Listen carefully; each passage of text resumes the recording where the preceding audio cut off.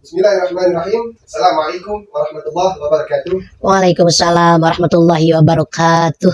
Alhamdulillahirabbil alamin wa bihi nasta'in ala umuri dunya waddin. Wassalatu wassalamu ala asrofil anbiya'i wal mursalin. Sayyidina wa habibina wa syafiina wa maulana Muhammadin. Allahumma shalli wa sallim wa barik alaihi. Allahumma shalli wa sallim asyafi yawma hisab. Salatan tansubiha Allahumma shalli wa Nabi sallim wa Muhammad barik rizqi alaihi. syihab wa man ma'ahu minal iyali wal ikhwani wal azhab wa ala alihi wa sahbihi ulil albab.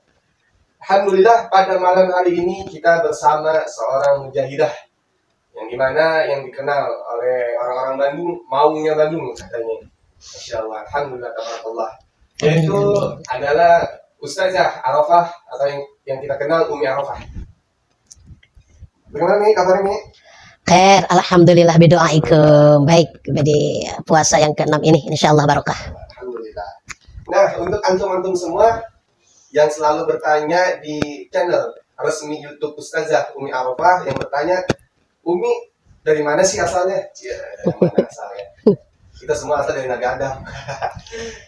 Ada yang bertanya, Umi dari mana sih asalnya? Kita kepo dong, mau tahu bagaimana Umi asal-usulnya dan bagaimana pendidikannya dari awal, anaknya siapa, ini anaknya apa, anaknya siapa. Nah, langsung saja biar antum semua nggak penasaran, kita tanya langsung kepada Ustazah Arafah. Mungkin beliau langsung menjawab pertanyaan antum yang ada di YouTube. Insyaallah. Terus tonton dan terus pantengin HP Anda di channel YouTube Ustazah Umi Arafah. Insya Allah setiap hari pasti ada dakwah-dakwah Ustazah Arafah. Maka dari itu mari kita dengarkan pendahuluan Arafah. Maka itu saja dari mana katanya antum tuh? Katanya dari asalnya dari mana? Keturunan apa gitu. Jadi ini ceritanya dang kepo Bang Jaki. Jadi penasaran ya. Tapi nggak ada salahnya juga sih, biar tahu semuanya ya. Kan katanya kalau kata orang-orang nggak kenal maka dia tak sayang ya, gitu ya udah. Ya bismillahirrahmanirrahim. Allahu Akbar. Assalamualaikum warahmatullahi wabarakatuh. Waalaikumsalam warahmatullahi wabarakatuh. Alhamdulillah ada yang tanya sama Umi ya. Biar kenal emang harus begitu. Biar kenal memang harus bertanya ya ikhwah. Umi itu kalau asli mah orang Sunda. Orang Garut, asli mah Bang Jaki. Orang-orang Garut, jadi Asgar ya. Asgar. Alhamdulillah.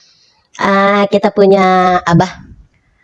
Beliau sudah almarhum. Insyaallah Allahumma gfir lahum warhamhum wa'afihim wa'afanhum. Amin ya rabbal alamin. Beliau adalah sosok seorang alim, sosok seorang ulama Ahlus Sunnah wal Jamaah insyaallah. Udah jelas nih, kita Ahlus Sunnah wal Jamaah. Bukan yang lain-lain, kita Ahlus Sunnah wal Jamaah sampai mati. Insyaallah Ahlus Sunnah wal Jamaah. Umi itu punya abah kesohor di Garut insyaallah dengan nama yang telah diberikan kemuliaan dan juga kehormatan dari mereka-mereka yang telah mengenal almarhum ini. Nama abah Umi itu almarhum Ajengan Dalimi bin Tamsik bin Majunus bin Unah binti Ehom. Syai'ulillahi lahumul Fatihah. A'udzubillahi minasyaitonirrajim. Bismillahirrahmanirrahim. Alhamdulillahirabbil alamin arrahmanirrahim. Maliki yaumiddin. Iyyaka na'budu wa iyyaka nasta'in. Ihdinas siratal mustaqim. Shiratal ladzina an'amta 'alaihim ghairil maghdubi 'alaihim waladdallin. Tahu kan siapa Umi putrinya? Putrinya bapaknya adalah seorang ulama tersohor di Garut yang namanya Ajengan Dalimi bin Tamsik bin Majunus binti Unah binti Ehom. Ya. Nah, sekarang kita tanya lagi kepada Kita punya ibu, Bang Jaki, punya ibu juga. Entah masa bapaknya doang. Umi pun punya Umi, beliau tinggal di Garut. Abah sudah tidak ada, jadi Umi itu ditemenin sama saudara-saudara Umi di Garut, meneruskan pondok pesantren, insya Allah menjadi amal jariah untuk almarhum. Nama Umi di Garut itu Aihat Solihat binti Mamadori Adiwinata bin Madsuri. Beliau adalah seorang cendekiawan insyaallah Pak di Garut, insyaallah menjadi kenal karena dengan kebaikannya insyaallah gitu. Tapi Umi masih ada? Umi masih ada, alhamdulillah sehat, alhamdulillah. Terus ya membersamai putra putrinya di Garut. Setelah wafat almarhum, abah sudah tidak ada, ya dengan Umi lah itu diteruskan pondok pesantren karena Maksudnya tidak sendiri gitu Umi di kampung. Dan alhamdulillah Umi punya saudara cukup banyak. Jadi alhamdulillah bisa bersama-sama meneruskan pondok pesantren sebagai amal jariah tentunya dari almarhum ajengan dari Mi bin Tamsik bin Majunus. Ya, gitu. Itu salah satu keturunan Umi Arafah, teman-teman sekalian. Dan sekarang kita bertanya, bagaimana sepak terjangnya pertama dakwah, yang dimana kita sudah tahu dakwah beliau begitu keras. Ini kayaknya pasti ada keturunan keras juga ya. Kita dari abah, dari almarhum guru-gurunya, dari pertama awal di mana Umi mondok, terus sekolahnya di mana gitu. Banyak yang penasaran. Gitu. Penasaran ya. Ya emang kalau penasaran harus ditanyain gitu ya. Gitu. Kalau dibilang emang orang bilang, tapi entah ya Umi itu entah suaranya yang keras atau memang pemaparannya yang keras. Hanya saja harus jelas pokoknya kalau menyampaikan apa-apa itu ya gitu. Karena apa? Dari awal kita belajar dakwah nih Bang Jaki. Almarhum Abah itu memang beliau itu garis keras. Tapi garis keras artinya bukan garis keras nggak karuan. Tetapi beliau itu ya itu menyampaikan yang hak itu hak, yang batil itu batil. Ada beliau itu alhamdulillah pada masanya semasa-masa wafat dalam kiprah dakwahnya memang beliau itu seorang yang tegas. Keras, orangnya keras dalam di sini menyampaikan amar ma'ruf nahi mungkar gitu ya. Dan ya itulah mungkin salah satunya Umi pun termotivasi untuk menyampaikan itu karena memang sudah dicetak, dibangun, dididik dari kecil oleh almarhum. Umi itu sudah diajarin megang mic itu dari kelas 4 SD, Bang Jaki. Jadi kelas 4 SD itu udah belajar megang mic gitu ya. Sampai-sampai kalau kita dulu lagi mondok kalau teman-teman waktunya libur itu mereka pada senang mau pulang kampung mudik gitu ya. Kalau mau ketemu saudara ya, bayangin aja kita jauh dari orang tua, jauh dari saudara, jauh dari kata apa namanya mondok, kita ngaji, belajar dan sebagainya. Jadi kalau mau pulang kampung itu kerasa waduh, kayaknya refreshing banget itu. Tapi enggak buat Umi Bang Jaki. Kalau mau pulang itu kita udah stres duluan. Karena udah stres duluannya gini. Begitu pulang kampung, Abah itu udah begini. Ntar katanya nih malam Senin, dulu itu malam Senin itu udah pengajian bapak-bapak. Bapak-bapak nih, malam Senin itu udah pengajian bapak-bapak rutin mingguan. Ntar kata Abah begini, ntar Abah mau ada tamu ini ntar malam Senin katanya. Ntar isi ya pengajian bapak-bapak. Nah gitu kita malam Senin. Itu sudah mondok. Di mondok pertama di Miftahul Huda. Di Miftahul Huda, Manun Jaya, pimpinannya umumnya itu almarhum Wakir Effendi, masya Allah, Allahumma gfir lahum warhamhum wa'afi wa'fu anhum. Sebuah kebarokahan saat itu beliau wafat pun Umi masih di sana, alhamdulillah pada saat itu. Nah, jadi kalau cerita dulu dari kelas 4 SD dulu nih. Jadi kalau lagi kelas 4 SD itu lucu. Teman-teman di sekolah itu kalau lagi di sekolah kita berteman gitu ya. Tapi kalau udah waktu yang ngaji nih, kan mereka tuh kalau ngaji kan di kampung kita tuh satu tuh fokus. Kalau di kampung itu zaman dulu tuh apalagi kalau pokoknya bisa katakan sedesa itu yang ngajinya kumpul di situ gitu, di mana kiainya yang tersoleh itu. Tuh kalau udah waktunya ngaji, kita jadi teman-teman tuh manggilnya ibu. Lucu kan? Jadi kalau di sekolah manggilnya ya nama kita aja gitu ya. Tapi kalau udah dibalik ke pengajian, pada itu teman-teman sama, manggilnya ibu mereka itu. Mau laki mau perempuan. Karena apa? Ya itu. Jadi kita itu dari pagi sekolah negeri. Sekolah negeri dulu itu SDN Margasari. Ya, dulu itu iya dan Jaya. Kalau sekarang SDN Jaya, dulu Margasari. Saya itu dulu. Ya, itu di situ. Jadi nah, kalau pulang jam 1 nyampe bed itu kita udah dikasih makan, udah disuruh sholat, nggak suruh ngapa-ngapain tuh ya, Mbak. Emang aneh nggak pernah disuruh pegang kerjaan. Naik tuh ke loteng tuh di rumah tuh, alhamdulillah ada rumah tuh tingkat 2. Jadi tingkat 2 kalau di atas tapi khusus untuk Abah aja. Beliau berzikir di situ, beliau mudzakkar di situ, beliau mutolaah di situ, terus beliau tafakur dan sebagainya di situ. Dah, Umi tuh kalau habis sekolah suruh naik ke sana, sholat dulu, makan dulu apa gitu. Langsung di sana belajar ngaji tuh. Dan belajar ngaji itu kalau orang-orang tahunan dulu baru diamalin ya gitu ngajar. Enggak kalau Umi. Pulang sekolah belajar ngaji, malamnya itu disuruh ngajarin tuh teman-teman. Ini dari kelas 4 SD ya, Wah. Udah dari situ tuh udah ini gimana bisa apa enggak gitu. Hanya saja di situ punya keyakinan aja, punya keyakinan kita diajarkan barokah guru ridho, insya Allah mudah gitu ya. Udah pokoknya udah Bismillah kita dengerin abah ngajarin apa tuh kita awal kita. Ntar malamnya itu udah sore, sore itu kan biasa tuh di kampung ngaji sore dulu sampai malam sampai jam 9 malam itu ada. Udah kita jadi kita yang ngajarin itu dari masih kelas 4 SD sampai SMP ya. Nah, kebetulan kalau Umi itu sekolah di negeri terus. Kenapa di negeri terus? Karena mungkin Abah berpikirnya gini, kalau untuk pendidikan agamanya, karena alhamdulillah ya ikhwah, dari tahun 1936 almarhum Abah ini sudah mendirikan pondok pesantren. Sudah ada masjid, sudah ada musola, ada masjid, ada madrasah, ada tempat belajar gitu ya. Hanya saat itu yang belum ada itu kobong. Jadi kobong itu kalau kayak sekarang itu asrama santri. Ya, tapi kalau sekarang sudah ada. Kalau sekarang mah udah ada. Jadi di situ maka sekolahnya cukup di negeri sampai duhur, dari duhur sampai malam ya udah itu kita ngaji terus tuh sama Abah itu. Dan alhamdulillah pondok pesantren di Garut itu disebut dengan Al Ansariyah, dengan basicnya atau pelajarannya itu Al-Qur'an dan fikih almarhum itu untuk mengajarkannya di sana. Jadi cukup belajar di sana dengan orang tua. Jadi gitu.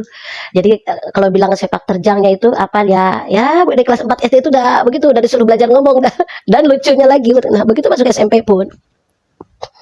Begitu masuk SMP pun kita itu kalau ada kegiatan kayak olahraga berenang atau apa dan sebagainya itu belum pernah Bang Jaki. Belum pernah namanya renang, nggak bisa ikhwah ya. Nggak bisa. Karena apa? Itu almarhum itu Abah itu inget banget sama guru penjas itu selalu bilang gini, anak saya nggak ikut renang nggak apa-apa ya, kasih aja kita pelajaran lain gitu ya. Aduh pelajarannya apa nih Abah minta sama guru gitu ya. Taunya kita itu diminta gantinya itu disuruhlah kita wawancara ke puskesmas. Pokoknya urusannya masalah ngomong. Suruh ke puskesmas, suruh ke kelurahan. Jadi kayak apa ya, kayak wawancara begitu. Dan alhamdulillahnya itu guru pada saat itu, guru penjas itu ya mengerti dan memahami, dan ya entah apa itu qadarullah. Kita diizinin setiap kali ada ekstrakurikuler, nggak pernah ikut, yang namanya berenang nggak pernah ikut gitu ya. Tapi untuk hal yang lain ikut, olahraga yang lain ikut, berenang aja kita tuh yang itu mungkin pada saat itu ada suatu hal mungkin yang belum bisa kita ikuti, karena pada salah satunya renang itu adalah yang disunahkan Rasulullah, berkuda, memanah seperti itu ya. Mungkin pada saat itu Umi belum bisa mungkin Bang Jaki ya, melakukan itu. Nggak bisa karena takut tenggelam kali. Mungkin biasanya gitu. Tenggelam malah jadi ngeribetin orang gitu ya. Nah akhirnya ya udah terus wawancara segala macam. Jadi udah yang berurusannya dengan bicara udah kalam-kalam, dan alhamdulillah berjalan. Nah begitu SMP selesai, Umi langsung dimasukkan ke Miftahul Huda yang ada di Manonjaya. Ya, Tasikmalaya. Miftahul Huda Manonjaya, pimpinan almarhum Uwa Khair Effendi. Allahumma gfir lahum warhamhum wa'afihim wa'afu anhum. Di sana itu basicnya pesantrennya itu dakwah dan tauhid. Dakwah dan tauhid ya. Dan pelajaran-pelajaran lainnya, nahwu, shorof, Al-Qur'an semua juga ada gitu ada. Tetapi kan biasanya setiap pondok pesantren itu ada yang diperbesar. Dan pesantren ini alhamdulillah adalah terbesar di Jawa Barat untuk faknya dakwah dan tauhid, insya Allah gitu ya. Nah setelah di situ juga saat itu masuk keluar SMP kita dites dulu, dites itu di sana itu ada 2 kelas Bang Jaki di Manonjaya itu. Ada kelas terbang, ada kelas biasa pada saat itu. Nah, jadi kelas terbang itu masya Allah ya, ini kan karena harus dites dulu di sekolah di pondok pesantren seperti apa kita hasilnya. Alhasil kita itu masuk ke kelas terbang. Kelas terbang itu artinya pelajaran atau sekolah yang harus diselesaikan dalam 1 tahun. Di sana di kelas terbang hanya 6 bulan. Kelas terbang bukan belajar di atas plafon kan? Bukan Bang Jaki. Justru jadi jam terbangnya itu, yang diharuskan selesai dalam studinya itu 1 tahun. Ini selesai 6 bulan. Jadi kalau sekolah itu ibaratnya orang-orang kalau naik kelas itu nunggu setahun dulu gitu. Nah kita mah enggak, 6 bulan itu naik gitu saat itu. Alhamdulillah masuk tuh saat itu, ingat banget masih di asrama C saat itu dengan nomor absen 5.000 kesekian, masya Allah. Itu tahun dulu itu. Kalau dulu 5.000 tuh itu dulu tuh Umi 5.000. Satunya 5.000. Iya, jadi saat itu dulu Umi itu masuk untuk absensi 5.003 kalau nggak salah itu tahun 91. 91.